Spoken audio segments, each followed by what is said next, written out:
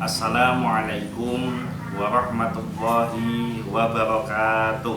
Waalaikumsalam warahmatullahi wabarakatuh. Alhamdulillah wassalatu wassalamu ala Rasulillah Sayyidina Muhammad ibni Abdillah wa ala alihi wa sahbihi wa mawala amma ba'du. Alhamdulillah, pada siang hari ini kita kembali melanjutkan kajian rutin Kitab Bulughul Maram, masih di dalam Kitabus Shalah, yaitu kitab tentang sholat. Bab yang keempat, Babu Sutratil Musalli, bab tentang sutroh di dalam sholat. Hadis yang keberapa? 186. Wa'an Abi Hurairah, dan dari Abu Hurairah, anna Rasulullah sallallahu alaihi wasallam, bahwa Rasulullah sallallahu alaihi wasallam qala, telah bersabda, idza shalla ahadukum, apabila telah sholat salah seorang di antara kalian, falyaj'al tilqa'a wajhihi syai'an, maka hendaknya ia menjadikan sesuatu di hadapannya sebagai pembatas atau sutra. Jadi menjadikan atau membuat sesuatu.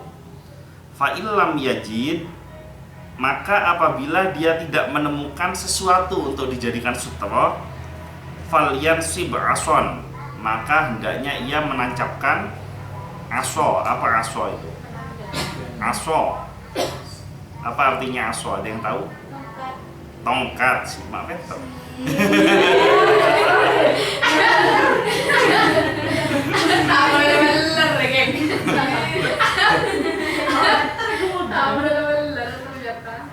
Ben ya. Fa'ilam, sebenarnya dia menggunakan nalarnya. Kalau menancapkan itu apa kira-kira gitu. Jadi dia nggak tahu juga kalau aso itu tongkat, cuma dia menggunakan nalarnya. Falyansib aso, maka hendaknya dia menancapkan tongkat. Fa'illam yakun, apabila tidak menemui tongkat, falyahutta khatton, maka hendaknya dia membuat garis sebagai sutra. Tsumma la yadurruhu, sehingga tidak ada yang dapat merusaknya, maksudnya merusak sholat tadi itu, man marra baina yadaihi, siapapun yang lewat di depannya. Bisa dipahami enggak maksud kata-katanya? Mudah ya kata-katanya ya. Akhrajahu Ahmad, dikeluarkan oleh Imam Ahmad, wa Ibnu Majah, dan Imam Ibnu Majah, wa sahhahahu Ibnu Hibban, dan dinilai sahih oleh Ibnu Hibban.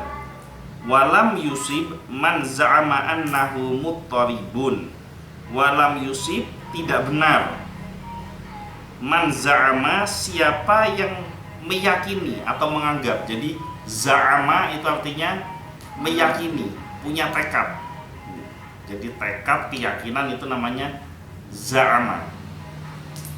Man za'ama, walam yasub, dan tidak benar, man za'ama, siapa yang meyakini, annahu muttaribun, bahwa hadis ini derajatnya atau hadis ini dianggap muttarib. Apa itu muttarib? Nanti akan dijelaskan. Bal huwa hasan, akan tetapi hadis ini dinilai bal huwa hasan, akan tetapi hadis ini dinilai hasan. Kan sudah disebutin bal huwa hasan. Ya, ini dijelaskan. Para ulama berselisih pendapat mengenai derajat hadis ini, apakah sahih atau tidak.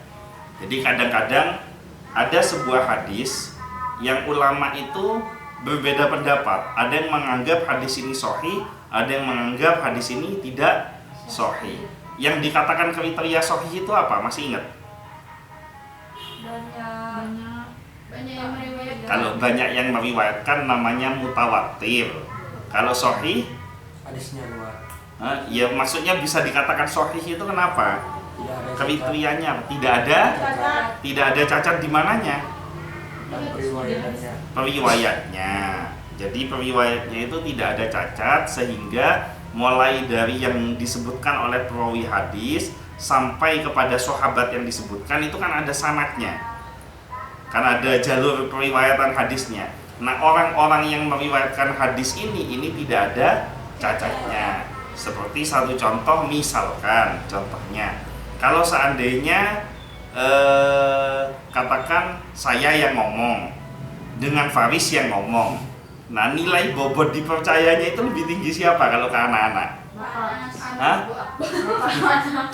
Kenapa kok lebih tinggi saya? Karena lebih jarang bohongnya, kan gitu. Maksudnya Faris bukan sering bohong, cuma Faris sering bercanda, ya kan? Nah, karena sering bercanda dianggap tidak serius. Nah, maka kalau ada kata-kata yang sama, jadi ucapannya sama, diucapkan oleh saya dengan diucapkan oleh Faris, itu nilainya tidak sama. Kenapa? Karena yang menyampaikan ini ada nilai kualitas yang berbeda. Bukan berarti saya lebih baik dari Faris. Di hadapan Allah mungkin bisa jadi Faris yang lebih baik dari saya, kan gitu.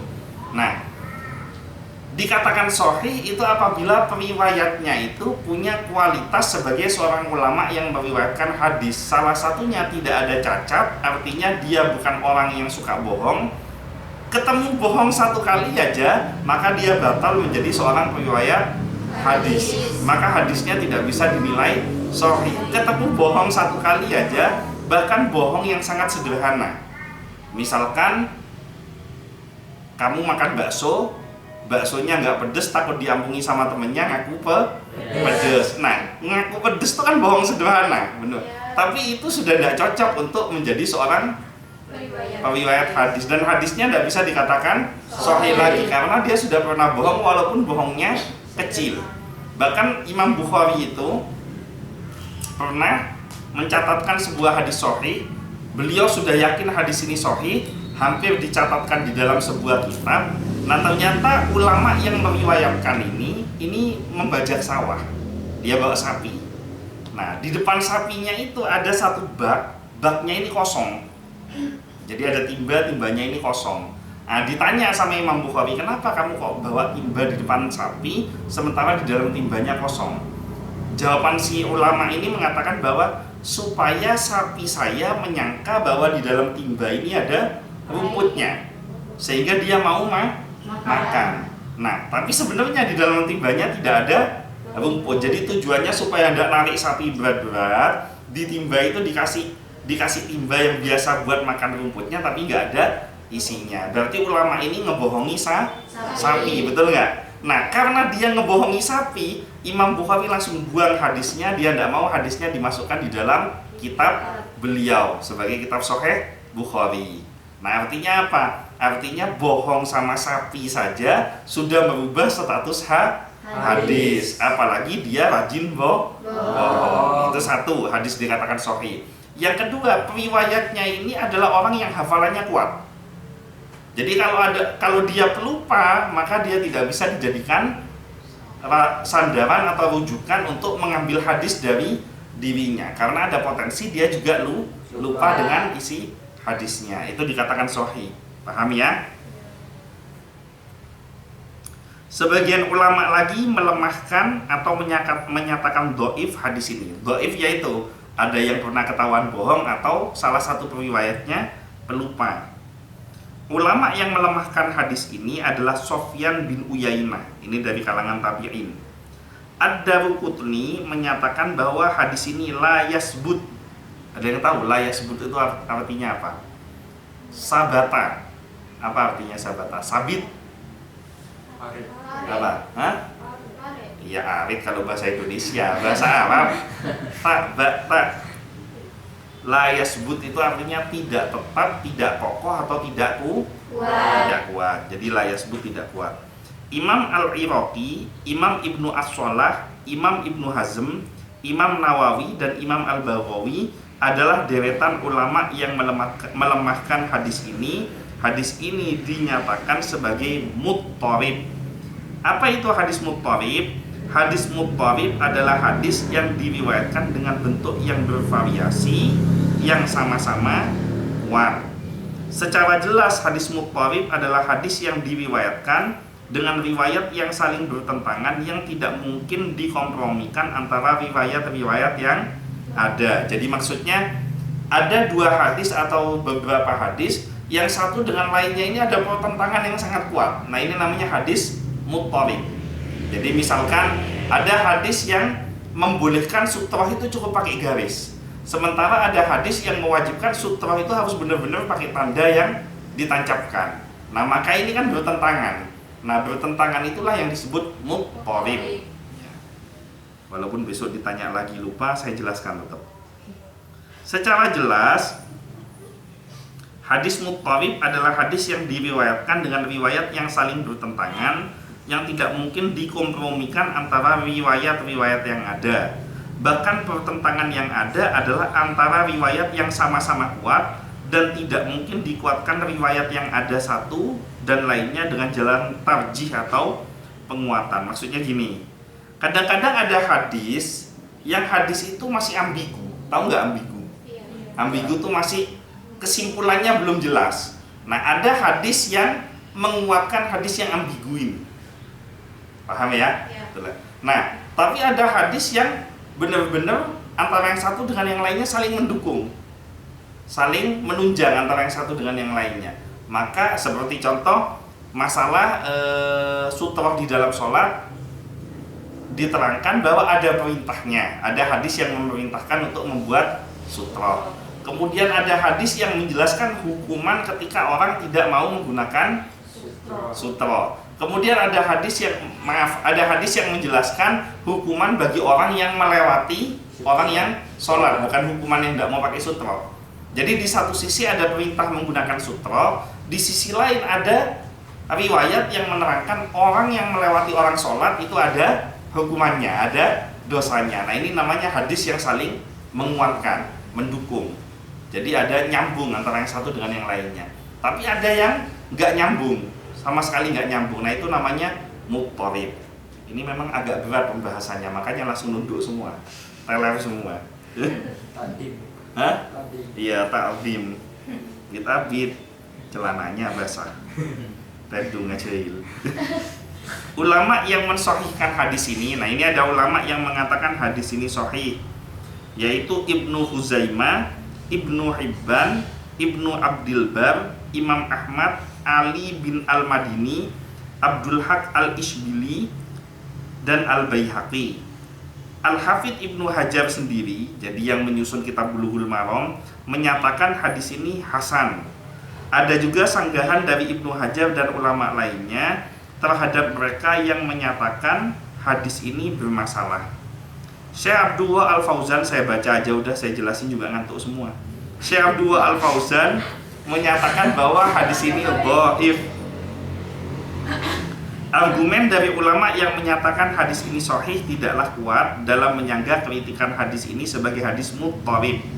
Syekh Abdullah Al-Fauzan berkata, sebaiknya orang yang sholat tidak menjadi garis sutroh kecuali tidak ada lainnya yang dijadikan sebagai sutroh.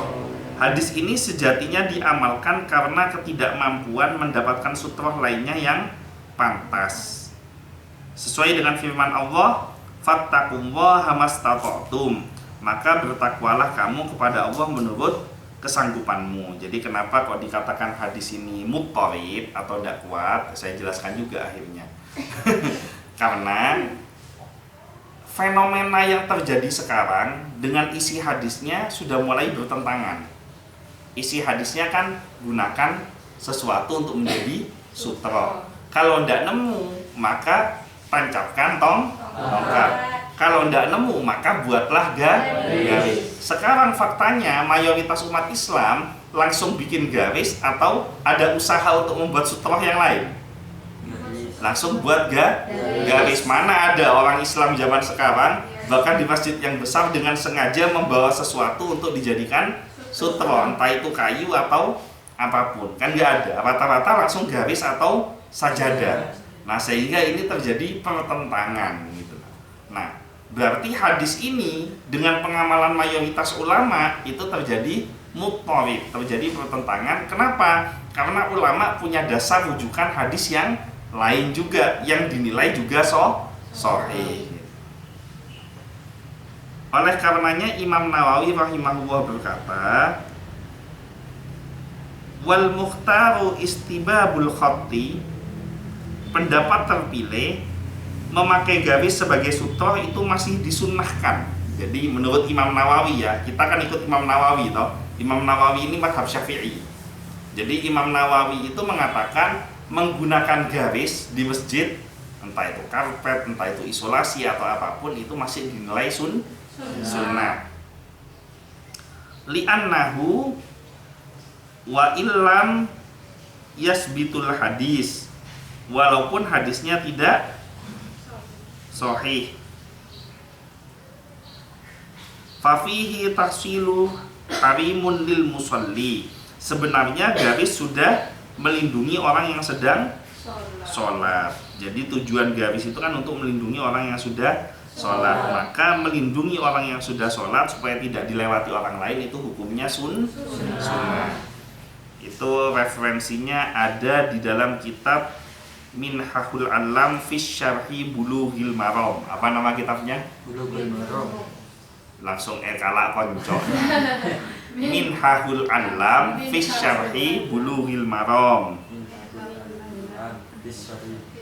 Fi Syarhi Bulughul Maram. Jadi salah satu kitab syarah dari Bulughul Maram. Yang saya bahas kitabnya ini namanya Bulughul Maram. Nah, yang saya bahas kemarin ada Minhahul Alam, ada Subulus Salam. Ini syarah penjabaran dari kitab Bulughul Maram. Nah, maksudnya syarah tuh gini. Kalau cuma dibaca hadisnya belum tentu kamu ngerti. Kan seringkali kan ketika saya baca sebuah hadis, saya tanyakan kalian, paham maksudnya? Berapa kali kalian mengatakan tidak paham? Nah, berarti kan butuh penjelasan. Nah, penjelasan itu namanya syarah di dalam bahasa Arab, supaya ada pemahaman maksud dan tujuan dari hadis tersebut. Makanya tidak usah gaya-gayaan, kan sekarang ini banyak orang gaya-gayaan. Tidak usah ulama-ulamaan, langsung kembali kepada Quran dan hadis. Nah, sementara dibacakan saja belum tentu paham, apalagi kalau hanya dia sendiri yang baca. Mondoknya cuma mondok pesantren kilat 3 hari.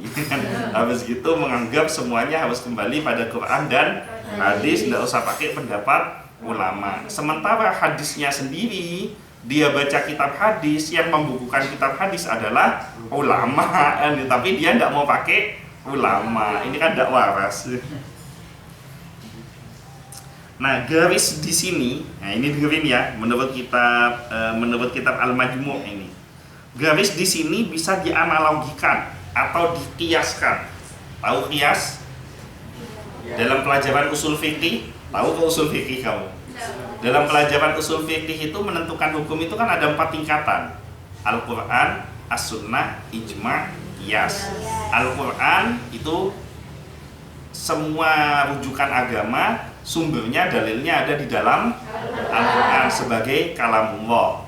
Nah, kemudian kalau di dalam Al-Quran tidak ada penjabarannya, maka lihatlah di dalam Al-Hadis atau As-Sunnah, ya kan? Contoh, di dalam Al-Quran diperintahkan aqimis sholat, kerjakan sholat. Tapi di dalam Al-Quran tidak diterangkan sholat itu berapa kali di dalam satu hari, nama sholatnya apa saja, dan dikerjakan waktunya kapan. Itu tidak ada di dalam Al-Quran. Kalau tidak percaya, kamu baca dari depan sampai belakang. Nah, daripada kamu ini, kalau kamu malas mau baca dari depan sampai belakang, berarti kamu harus percaya, kan gitu pilihannya. Ya, jadi pilih percaya atau pilih mau baca dari depan sampai belakang. Nah, ini model malas semua gitu. Nah, selanjutnya itu di Al-Quran ya. Nah, setelah Al-Quran, penjabaran contoh tentang sholat itu kan ada di dalam As-Sunnah, di dalam hadis. Nah, hadis sendiri itu belum lengkap penjabarannya. Bukan hadisnya yang tidak lengkap, cuma pada waktu itu kan para sahabat diajar langsung oleh Rasulullah, dan tidak mungkin semua redaksi kata-kata Rasulullah itu bisa secara 100% diingat oleh para sahabat. Nah, sehingga akhirnya para ulama, apa saja dalil yang tidak ada penjelasannya di dalam Al-Quran maupun As-Sunnah, maka para ulama berkumpul membahas sebuah hukum, ketika menghasilkan sebuah hukum maka dia disebut sebagai ijma ulama. Paham ya? Nah, kemudian kalau misalkan ada seorang ulama mikir sendiri tanpa ada teman-temannya, tapi ulama loh ya, mikir sendiri kemudian dia menghasilkan sebuah hukum, maka dia disebut sebagai qiyas. Contoh qiyas ini di dalam Al-Quran kan ada ayat yang berbunyi wala taqul lahuma uffin wala tanharhuma. Ada yang tahu ayat apa itu? Tidak boleh berkata kasar kepada orang tua, tidak boleh membentak kedua orang tua. Nah, para ulama menggunakan qiyas, cara berpikir sendiri, qiyas aulawi namanya. Nah, kalau kita mengatakan kembali kepada Al-Quran secara tekstual, kembali kepada Al-Quran tidak boleh pakai pendapat ulama. Di Al-Quran hanya dikatakan tidak boleh kasar, tidak boleh bentak, benar nggak? Tapi di sana tidak dijelaskan tidak boleh nempeleng, tidak boleh nendang, tidak boleh mukul, betul nggak? Nah sekarang kalau kita pakai teks di dalam Al-Quran, Al-Quran cuma bilang tidak usah berkata kasar, tidak boleh membentak orang tua. Berarti kalau nempeleng orang tua boleh. Nah, ini kan pikiran orang goblok kan begini, ya kan? Nah maka ulama dengan kekuatan pikirannya, kalau membentak orang tua saja tidak boleh, apalagi mukul orang tua. Nah itu namanya qiyas. Contoh nomor 2, di dalam Al-Quran ada kalimat wala taqrabuz zina. Apa ayat ini ya? Wala taqrabuz zina, janganlah kamu mendekati zina. Kalau hanya menggunakan teksnya saja, kalau dekat-dekat tidak boleh. Berarti kalau zina sekalian boleh. Nah ini kan kalau pakai kekuatan teks ya. Tapi ulama nih dikembangkan, kalau dekat-dekat saja tidak boleh, apalagi berzinanya, kan itu toh? Ya kan betul toh? Kalau larangan yang ringan saja dilarang keras, apalagi perbuatan yang berat, kan begitu. Nah itu namanya qiyas. Biar kamu agak pintar sedikit. Jadi garis di sini itu dikiaskan dengan sajadah. Jadi sajadah itu dikiaskan oleh ulama sebagai sutroh. Jadi kamu kalau nyari di dalam Al-Quran maupun As-Sunnah, sutroh dalam sholat kamu cari di dalam Al-Quran kalau ketemu. Sutroh di dalam sholat itu tidak ada satupun ayat di dalam Al-Quran yang menerangkan tentang sutroh di dalam sholat. Itu adanya di dalam As-Sunnah. Nah As-Sunnah pun menerangkan hanya sesuatu atau tongkat atau anak panah atau garis. Nah tapi garisnya apa tidak diterangkan. Maka menggunakan sajadah itu termasuk sutroh di dalam sholat menurut pendapat siapa? Pendapat ulama. Ujung sajadah itulah yang menjadi sutroh selama sajadah itu tidak terlalu panjang ke depan. Jadi sajadahnya yang normal panjangnya. Inilah yang dinyatakan oleh Imam Al-Ghazali dan Imam Al-Baghawi sebagaimana disebutkan oleh Imam Nawawi dalam kitab Al-Majmu'. Tidak usah ditanya ada siapa Imam Ghazali. Ada yang tahu Imam Ghazali siapa? Imam besar. Ada yang tahu Imam Ghazali? Pernah dengar kitab Ihya Ulumuddin? Iya. Nah kitab Ihya Ulumuddin itu yang mengarang Imam Ghazali. Jadi hasil karyanya Imam Ghazali, Ihya Ulumuddin, kitab tasawuf paling besar dalam sejarah Islam. Dan hampir semua pondok pesantren NU, pondok pesantren Ahlus Sunnah wal Jamaah itu ada pengajian kitab Ihya Ulumuddin. Kesimpulannya, masih boleh menggunakan garis sebagai sutroh, termasuk pula sajadah. Namun kalau mau lebih aman, bisa menjadikan sutroh dengan tembok. Jadi masjid, kamu sholat di dalam masjid atau di musola, maka sutroh itu ada di tembok di hadapan imam. Jadi makanya kenapa tidak ada akses jalan umum melewati depannya imam, betul nggak? Kan nggak ada kan? Coba kamu lihat desainnya musola, desainnya masjid, pasti imam itu tempatnya khusus supaya tidak ada akses orang lewat di depan imam. Karena ketika terjadi sholat, imam itu sebagai batas sutrohnya. Nah, misalkan kamu sholat 5 baris, 5 sof. Di tengah-tengah sholat kamu batal. maka kamu harus keluar dari barisan sholat kan. Nah itu kamu kan tidak mungkin tidak melewati depannya orang yang sholat. Paham nggak maksud saya? Bisa dipahami?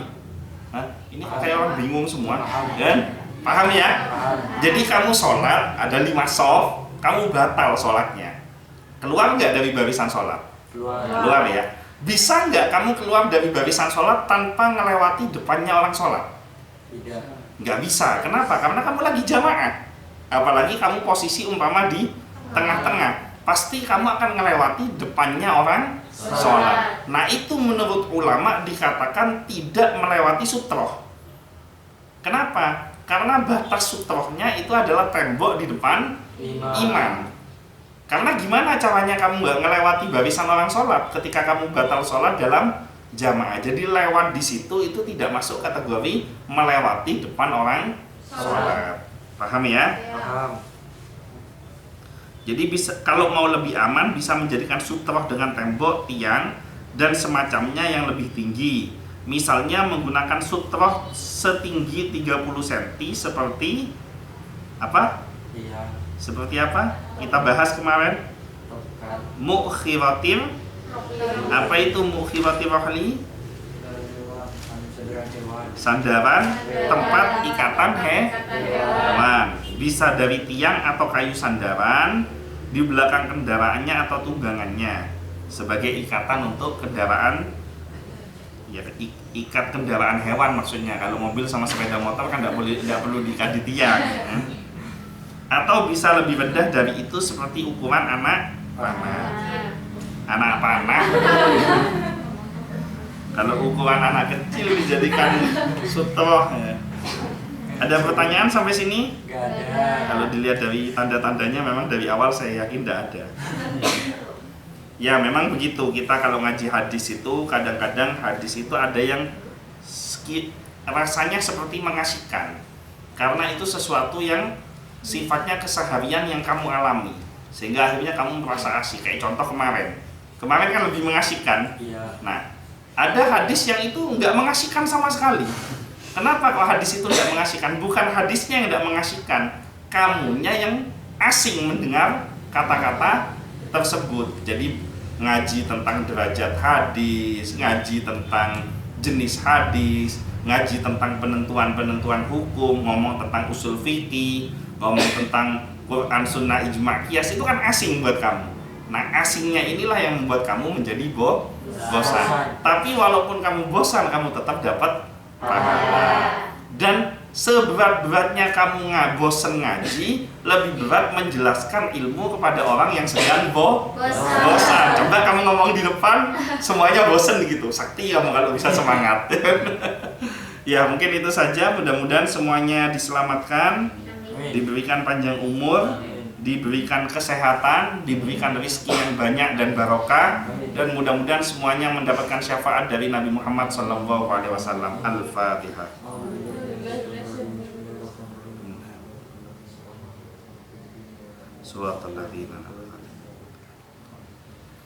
Mungkin itu saja yang bisa saya sampaikan, kurang lebihnya mohon maaf. Wallahul muwaffiq ila aqwamit thoriq, wabillahi taufiq wal hidayah. Wassalamualaikum warahmatullahi wabarakatuh.